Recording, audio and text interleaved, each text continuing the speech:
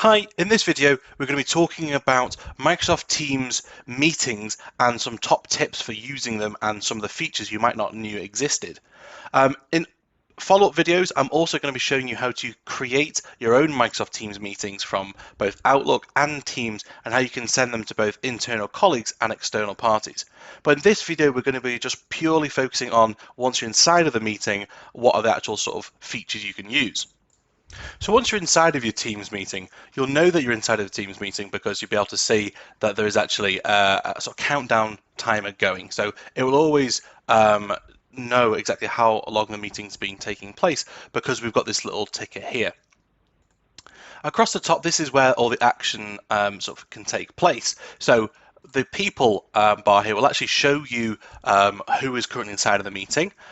It would show anyone who was invited to the meeting, and also we can choose to sort of call in or request to call in team members as well. So as we click on request to join, that will then ask them to call. They would then get a sort of pop-up on their machine which says Dougie is trying to invite you into a meeting, and they can choose to accept or decline.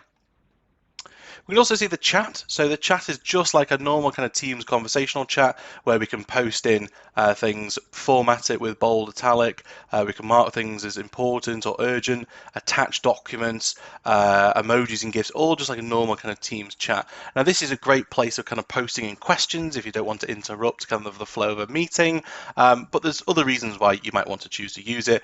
Say for example, if you don't have a microphone and you still want to be able to engage with the conversation. We've got reactions. So reactions are a good way of kind of visually showing sort of that you like something, or applause, or sort of laughter if something's funny, and those can be used to again react to what's going on inside of the meeting without actually having to sort of disrupt the flow of it. You can also choose to use this raise hand function. And if you use a raise hand, it will show to everybody who's actually got their hand raised, and it will put a little glow around their kind of webcam, as well as a little hand here to show that they raised a question. Also, it will order the people in the order that they ask the question as well. So if you're presenting, you can always look back at this and ask and make sure you're answering the questions in the order that they're being asked. You can always lower your hand again by going back to the reactions and click on the lower hand. You've got these options for breakout rooms. Now, breakout rooms can be used for sort of splitting out one meeting into multiple meetings, and this is really good for, say, for example, if you're running kind of like a webinar, which is then going to go off into sort of breakout rooms where there's going to be smaller kind of sections, or maybe it's like training where you're kind of delivering a training course, you've got 10 people on the course, and actually you're going to give them a practical where you're going to split them into 2 teams of 5, and they've each got their own rooms to sort of collaborate in. As the kind of the sort of presenter, the coordinator of the meeting, I can choose to bring them all back out of those rooms as well. So you don't have to wait for them to come out. You can almost close the rooms and bring them back out as well. I've even heard that there's some police type of scenarios where solicitors have been sort of representing their clients, and then they're out going for a police interview kind of process, and then they use the breakout rooms to quickly kind of discuss with their client something, and then go back into the main meeting where they're kind of discussing things maybe with the police or with a other type of scenario. Other features that we've got, so we can use things like turning off incoming video. So by clicking the 3 dots, the incoming video is really useful if you wanted to use this feature. If, say, for example, you've got really poor internet connection, so it's running a bit slowly and everything's sort of getting jittery and sounding like a robot, if you use this turn off incoming video, it will turn off everyone's webcam for you, and that's the heaviest kind of load on the meeting. So this is actually what will then speed everything back up again, and you'll instantly find you've got much better kind of audio quality. You can also choose to start a recording of the meeting from in here. So if you click on the 3 dots and click on start recording, it will start the recording from the point of when you click on the 3 dots. It won't start it from the beginning of the actual meeting taking place.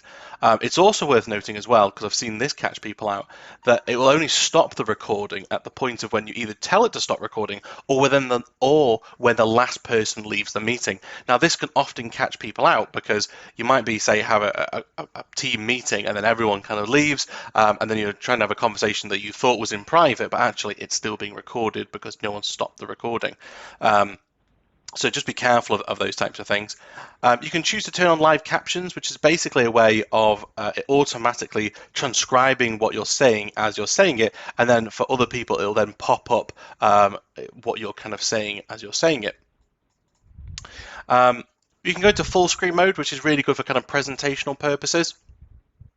And you've also got up here another key thing to note is our kind of device settings. So we've probably all been on meetings before where someone said, "Oh, I can hear you, but you can't hear me," or something like that. And again, what this is usually down to is that the audio settings are incorrect, so that it's picking up the microphone from their laptop rather than their headset, for example. So you can go in here and you can change what audio device you're using, what speaker you're using, what microphone you're using, and change some of the other kind of settings, like which camera you're going to be using, and that sort of thing.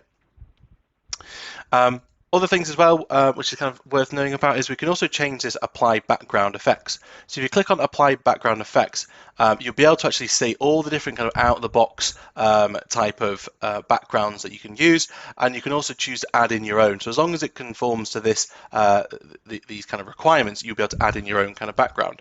Once you select a background, so I'll just select this one and click on preview, it will then show you what you look like with that kind of background. And you can choose to sort of flick between different backgrounds. So maybe I want to make it look like I'm going to be on the beach. There we go. And then all you need to do is click on that apply, turn on video, and then that will then show your webcam to everybody else. You can also choose to turn your microphone on and off using this button here. And also, if you wish to share your screen, you can click on the share button, and then you've got the option of kind of sharing your kind of screen with people as well. Once the meeting is kind of over, all you need to do to leave is click on this leave button, and that will then remove you from the meeting. I hope you enjoyed that video, and if you did, please do like this video and subscribe to the channel for future Microsoft Teams tips.